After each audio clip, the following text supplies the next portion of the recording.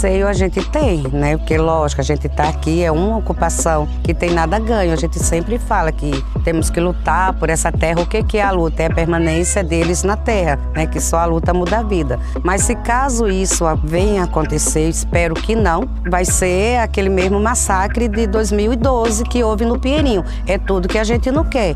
Vai ser um massacre igual ou pior daquele do Pinheirinho. Pinheirinho é um manual, né? Um manual do que não se fazer, né? Querer resolver situações sociais complexas com o uso da força militar é a pior saída, né?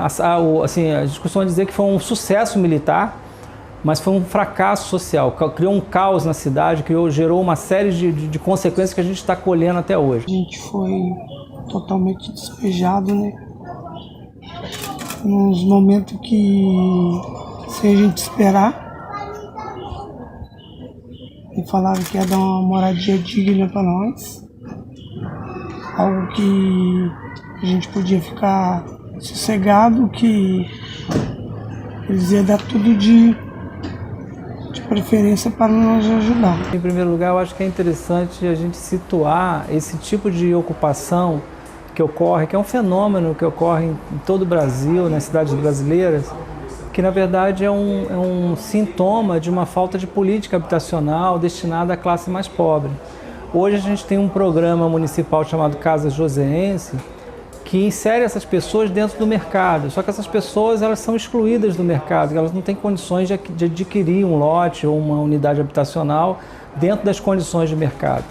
Então hoje no Brasil, já de algum tempo, se implanta uma ideologia de casa própria, como se casa própria fosse sinônimo de moradia, de direito à moradia. Então essas ocupações elas são os sintomas das falhas dessa política, né? E essa ocupação especial, ela foi espontânea, né? Nós não detectamos, assim, a Defensoria não detectou nenhum tipo de organização maior dessas pessoas, muitas pessoas com necessidades reais de habitação, por não terem para onde ir, e elas foram, a liminar foi concedida para que elas desocupassem a área, houve um recurso dessa decisão, essa decisão ela foi mantida pelo Tribunal de Justiça. Depois houve uma decisão de demolição. Contra essa decisão de demolição, nós entramos também com recurso e esse recurso foi dado provimento, um efeito suspensivo, para que se obstasse, se suspendesse a demolição até o julgamento dos recursos. Essa decisão foi comunicada de forma inequívoca no momento da desocupação para o oficial de justiça, para o comando da Polícia Militar e para os funcionários da Prefeitura que estavam no local. E os oficiais de justiça e a Polícia Militar acataram a ordem e não permitiram a demolição dos imóveis. E a Prefeitura ignorou essa ordem porque ela não tinha sido formalmente intimada pelo oficial de justiça do processo e ela fez a demolição por conta própria, sem o apoio da Justiça e sem o apoio da Polícia Militar. Então, no caso, saiu uma ordem liminar que ia congelar a área, que não poderia entrar mais ninguém, ia congelar a área. Aí eles foram lá para desocupar a gente, tiraram nossos móveis, nossas coisas. Aí conforme a gente saiu, no mesmo dia já começaram a demolir, já passaram a máquina e não foi dito para demolir nada, no caso eles iam congelar a área. Então eles já aboliram uma lei da prefeitura, entendeu? Eles já erraram. E a gente está aqui, a mercê deles aqui, ó. Então houve uma intenção deliberada e consciente de descumprir uma ordem que eles tinham conhecimento. Isso é crime, isso constitui má-fé processual, isso constitui deslealdade, né, uma forma de agir que não é compatível com o poder público, com pessoas investidas nos cargos públicos, e a gente está pedindo uma apuração dessas infrações, a responsabilização da Prefeitura, e dos seus agentes, uma vez que se as pessoas se o recurso deles não tivesse sido provido, eles teriam tido a oportunidade de retirar lá os poucos pertences que eles tinham, de telhas, caixas d'água, né, materiais que eles poderiam reaproveitar em outro local ou ter algum aproveitamento econômico. E essas perdas alguém vai ter que responder por elas, e a gente está pedindo um ressarcimento dessas pessoas. Fora isso, eles foram levados, os moradores foram levados para um local muito distante, né, 20 quilômetros do local da onde eles estavam assentados. Isso fez com que as pessoas que já estavam em situação de vulnerabilidade, que não tinham condições de manter seus trabalhos, ocupações, trabalhos informais, tivessem sua situação piorada. Por exemplo, as pessoas que iam a pé ou de bicicleta para o trabalho já não têm mais condições de fazer isso, de atravessar a cidade de um lado para o outro para poder manter seus trabalhos. Então, isso foi uma forma equivocada também de atendimento a essa população. Além disso, a gente vê que a Lei de Assistência Social, o Sistema Único de Assistência Social, ele prevê uma série de garantias para o abrigamento de populações nesse tipo de situação. Preservação dos núcleos familiares, preservação dos vínculos laborais, do trabalho, de forma que você não agrave a situação dessas pessoas. Independente de a gente achar certo ou errado que elas tenham entrado em terras, né, isso não está em questão. Isso a justiça vai decidir quem tem razão. Mas essas pessoas não podem ser punidas, né, não existe essa punição por conta desse tipo de comportamento. Lá é um alojamento provisório. Né? Nós recebemos uma determinação judicial, né, que haveria uma ação por parte da polícia, dos oficiais de justiça e convidando a prefeitura a participar dessa ação com oferecimento de apoio social. Foi o que nós fizemos. No dia desta ação, nós estávamos com os nossos abrigos, né? A prefeitura municipal tem 4 abrigos. Estávamos com os abrigos com a sua capacidade esgotada. Tá? No decorrer desses dias, o serviço de abrigamento das pessoas, de uma forma geral, nos abrigos municipais, envolve muita rotatividade. Então, diariamente, nós temos oferecido para as pessoas que estão alojadas de forma provisória nesse ginásio, vagas nos abrigos em melhores condições. Prioritariamente para as famílias que têm crianças, né? Inclusive, algumas dessas famílias já aceitaram e já foram para um abrigo protegido e essa até voltou já para a residência dela. Então, nós temos diariamente oferecido essas vagas em abrigos. Eles não têm aceitado, tá? É oferecido para todos por um nível de prioridade, mas como o primeiro não aceita, o segundo não aceita, a gente tem oferecido para todo mundo. Então, as pessoas que desejarem ir para um abrigo construído para esse fim, quer dizer, são casas, né, com camas, não só colchões, nós temos oferecido as vagas nos abrigos, mas não tem sido aceito por parte dos alojados. Como diz o ditado, a corda estoura para o lado mais fraco, estourou para o mais fraco e para nós fazer o quê? É uma luta, e hoje nós estamos na luta. Nós temos hoje abrigos, abrigo masculino, né? Então é um abrigo que acolhe só homens, o abrigo de mulheres, que é um abrigo que recebe mulheres, LGBT, homossexuais, e temos o abrigo de famílias. Então o abrigo de famílias é próprio para acolher pessoas, mulheres com filhos, ele é organizado, tem educadores, tem as refeições, tem atividades, tem oficinas que contemplem a necessidade de uma família. Né, em relação ao não aceitar, eu não posso responder por eles, né, mas eles não têm aceitado. Talvez até por um comportamento do grupo, ficar junto, né, mas a gente tem oferecido sim o abrigamento para eles. A gente recebeu a denúncia de que existiam pessoas do abrigo tentando levar de forma não voluntária as pessoas para o abrigo. Foram 4 vans lá foram ao abrigo para tentar convencer as pessoas a irem para o abrigo lá. Foram no abrigo lá do Dom Pedro para levar as pessoas para lá, para o abrigo central, os homens, né, solteiros, os homens solteiros para lá.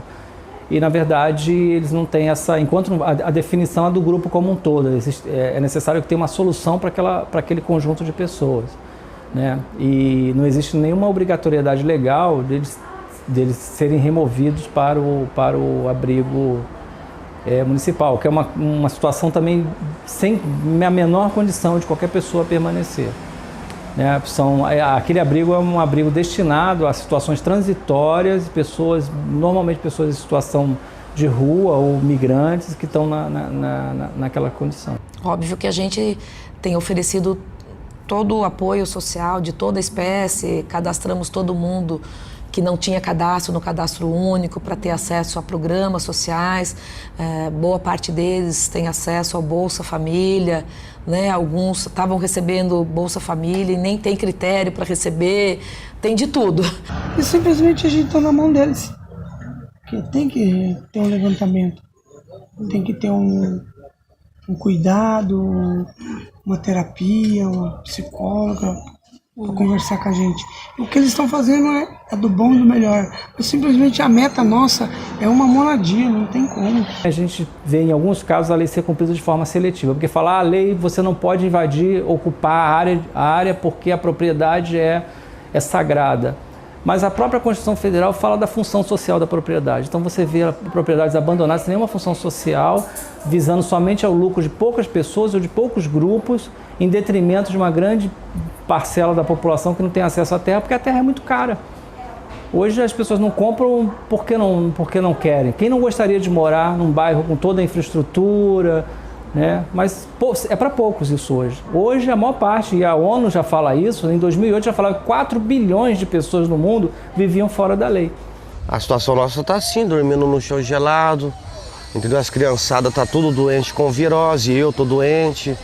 Alimentação, a respeito de alimentação, tá tudo tranquilo, mas a respeito de transporte para levar para o hospital, demora de 30 a 40 minutos. Hoje a gente recebeu denúncia de que a alimentação não está correta, está misturado com material de limpeza, a higienização não está sendo feita correta, né? Então, assim, eles estão denunciando isso hoje para a associação. Acabei de conversar com eles e eles estão bastante preocupados com essa situação, né? A gente pediu para a vigilância estar indo, né? Eles comunicaram, a vigilância já esteve lá, constatou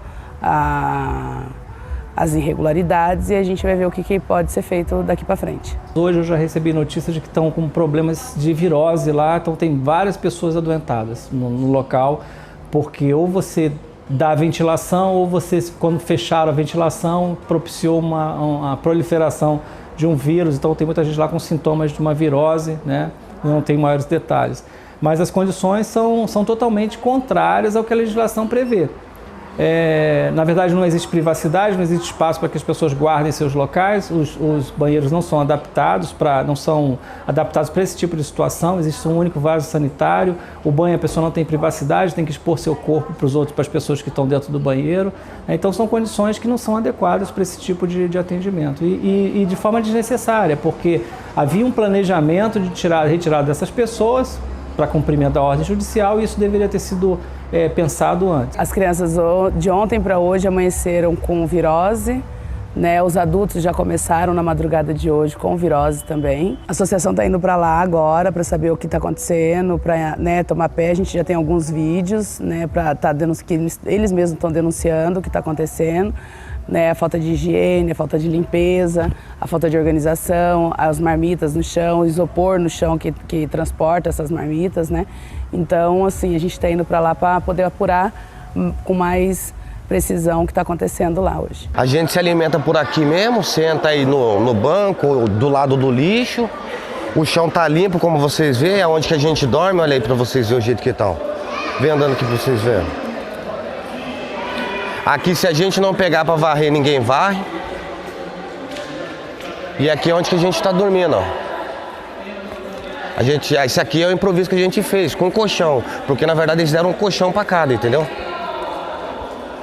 Aí tinha uma amiga nossa que estava com um bebezinho de 21 dias, que eles retiraram eles daqui. Aí eles tinham fornecido essa barraca, daí tem um amigo nosso que tem uma bebezinha também, a gente foi e passamos a barraca para ele. Nós fizemos uma contratação com um restaurante, né, num processo de compra público, então que obedece todas as certificações de vigilância sanitária, de alvará de funcionamento, de licença do bombeiro. Qualquer compra pública se dá sobre essa proteção, né?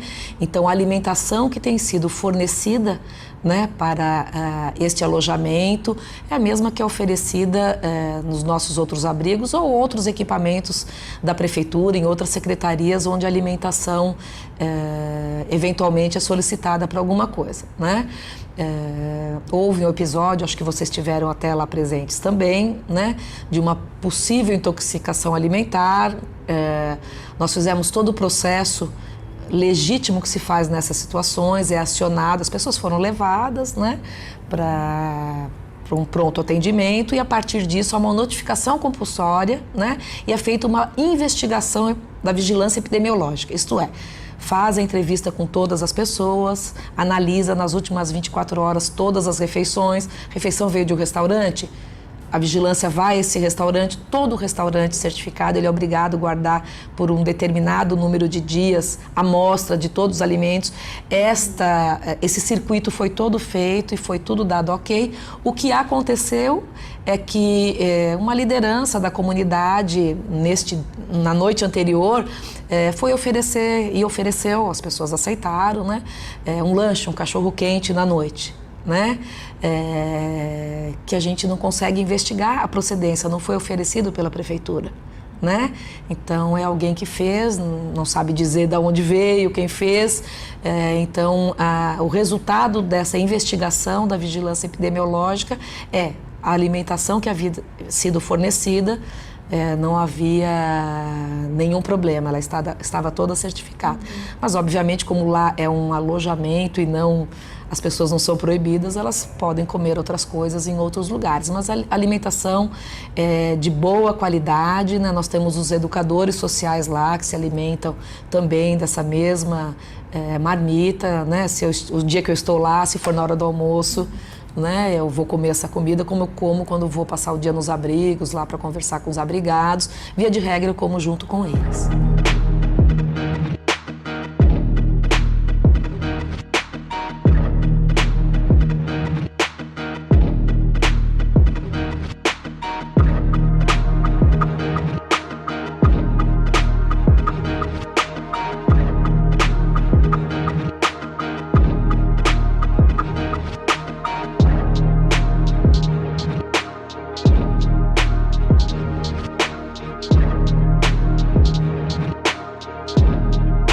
Provavelmente alguém de forma particular, né, recolheu aí restos de comidas dessas marmitas e ia levar para sua casa. Isso não é raro acontecer em nenhum lugar, né? Em buffets isso acontece, a gente acaba vendo muito, né? Então a comida chega e é servida imediatamente, não há acondicionamento de alimento nenhum. Não há nada que seja guardado no dia para o outro. Não há a menor possibilidade disso que você viu ser algo que iria ser oferecido para os alojados. Não tem mesa. A gente senta no chão, a gente senta no colchão.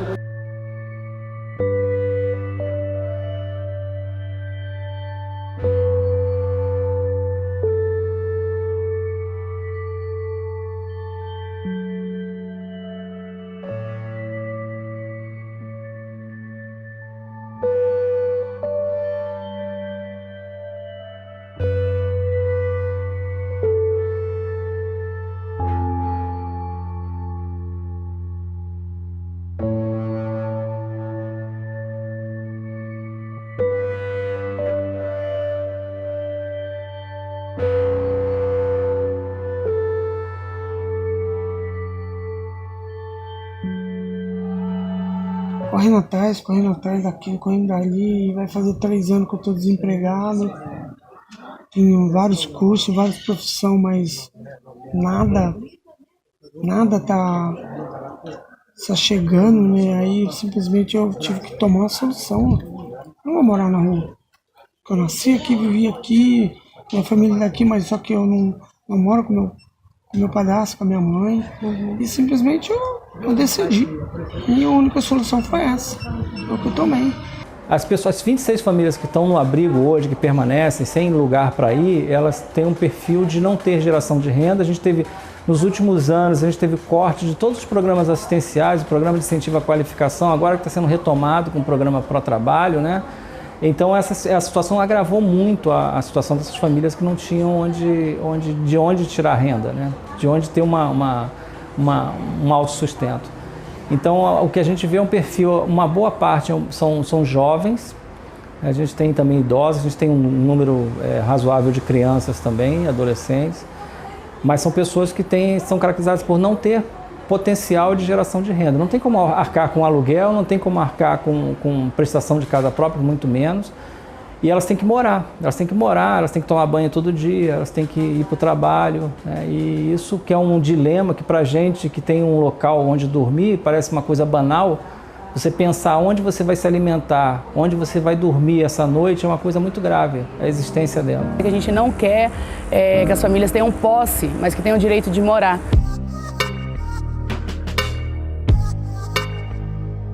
comunidade, e aqui tudo a gente se ajuda. Toda a comunidade a gente se junta e faz.